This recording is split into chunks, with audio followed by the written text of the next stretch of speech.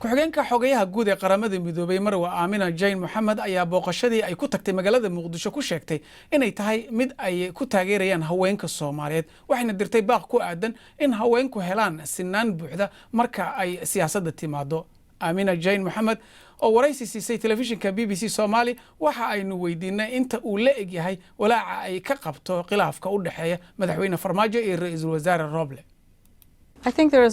walaac mar kasta wuu jiraa marka ay laba dhinac oo muhiim ah ay isqabtaan gaar ahaan hadda oo doorasho lagu jiro laakiin waxaan aaminsanahay wadahadaladii ee maanta aan la yeelanay iyo kuwa ay iyagu isla yeelanayaan ayaa xal u noqon doona muranka waxaan ku adkeenaynaa in ay khilaafkan xal ka gaaraan sida ugu dhaqsiyaha badan. Aamina oo aan sidoo kale weydiinay rajada ay ka qabto in dumarka Soomaaliyeed helaan qoondada 30% ah ee lagu heshiiyey waxa ay tiri aad baan u faraxsanahay inaan halkan joogno inkastoo ay tahay booqasho aad u gaaban balse waxaan xoogga saaraynaa doorashooyinka gaar ahaan dowrka haweenka iyo 30% qoondada loo ballan qaaday.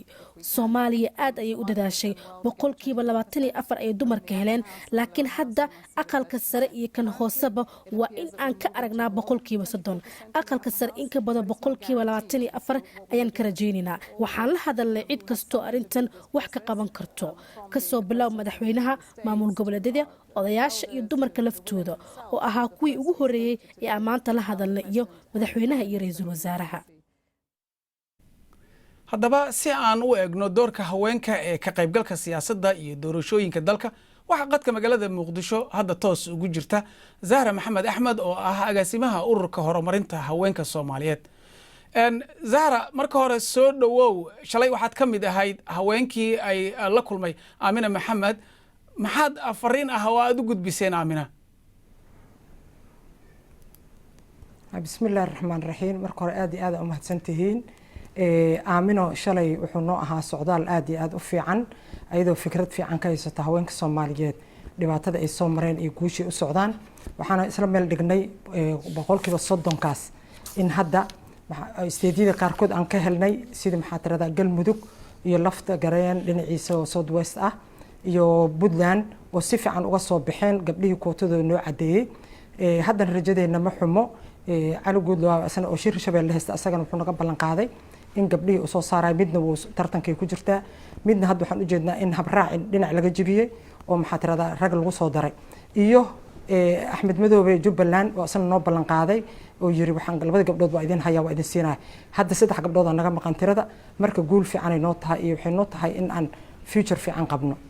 waxaa tiri 3 un baa naga maqan marka ma isleedahay haweenka maadaama hadda aad 24 baarlamaanka hadda aad haysateen inaad heli doontaan oo markaad intaas heshaan ilaa iyo 30% aad gaari doontaan? alxamdulillah shukr bacna horta wax kastaba rajada ilaahay lagama quusto waxaan rajaynaynaa waxay talaatay 4 waxaan ku gaarnay orod iyo dadaal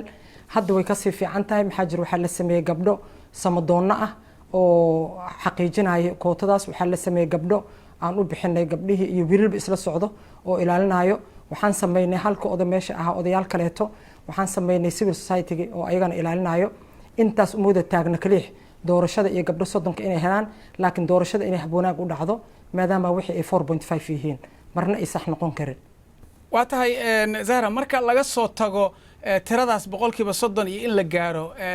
gabdhaha caadiga ah noloshooda macnaha gabdhahan matalay waxa lagu tilmaamay inay yihiin gabdhihii u sareeyay oo dadka aqoonta badan iyo magaca iyo hantida lahaa marka kuwii caadiga ahaa ee normalka ahaa iyaga xagee kaga jiraan arrintan? marka u horeyso waxaan isku dayn anaga gabdhaha sidoodaba wada ogolka markii la sheegay siyaasadda loo wada jiro waxaa ka mid ah in Soomaali Maxamed xataa qabiilada waxa jira oo doorashada soo gali jirin qabiilo waxaa jira maxaa tirada la dhigi jiray mindha waa ka xoog badanahay waxaas oo dhan ay jirin laakiin inta ay jufo hoose ay doorashada timaado taas waxay ku tusaysaa gabadhii u diyaar ah inay ka soo qayb gasho laakiin markaan aan rabno gabdho tayo leh oo wax bartay aqoontooda fiican tahay oo maxaa tirada wadankana wax ka qaban karo arrintan u raadinayno waxaa ka mid ah haddii aan ka faa'iideysto maanta jaaniska aan haysto in sharciyada haweenka sharciyadooda iyo sharciyada caruurtaba lagu dhaqaaleeyo intaba ma hayno iyo dadka maxaa tirada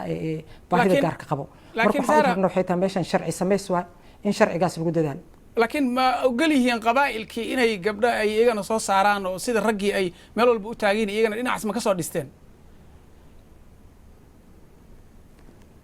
waa ku dhex jirnaa qabiilo badanna waa noo ogolaadeen midda kale waxaan kuu sheegaa waxay tahay waxaa la arkay gabdhihii iyo wiilashii inay gabdhihii faa'iido roo yihiin maxaa jira gabadha Soomaaliyeed qaranay daaficaysaa wiilkana qabiilo ku socda marka arrintaasa waxay keenaysaa maanta faa'iido la arko dhibaatada hadda jirto wax kasta oo max ka samaysmaanba ama dagaal dhaco ama qabyaalad isku yimaadaan hablo ma diraraan hooyada Soomaaliyeed ummadda Soomaaliyeed u dhaxaysa laakiin ninka Soomaaliyeed wuxuu markasta isku dayaa inuu wixiisa xoog iyo ku raadsado annagana waxaan u baahanahay waxay tahay 30 sano dib ku soo jirnay in meesha gabdhaha u bataan si loo helo nabadgelyo iyo hufnaan iyo cadaalad intaba